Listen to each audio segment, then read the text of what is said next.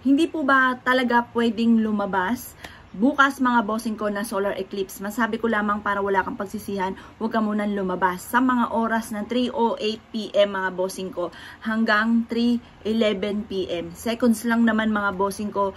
Kapag makita mo alas 3 na mga bossing ko, para sigurado tumakbo ka na sa loob ng inyong tahanan or diyan ka lang muna sa inyong pong opisina. Basta dapat nasa ka ng bubong at wala ka sa labas, hindi ka na-expose mga bossing ko diyan sa labas mga bossing. Dahil maaaring maka-absorb ka ng mga negatibong enerhiya, maaaring ito pa magdulot sa inyo ng kamalasan, maaaring sabi nga po nila, kapag matindi ang problemang pinagdadaanan at ikaw po ay lumabas na expose ka sa labas na walang bubong mga bossing, maaaring yung problema ninyo ay mas lumala or kaya kung ikay may karamdaman, mas titindi yung karamdaman at napakatagal daw po na ito ay gumaling mga bossing. Ngayon, wala naman pong masama na mga bossing, sumunod po tayo dyan kasi ako pala sunod din daw ako sa mga ganyan mga bossing ko.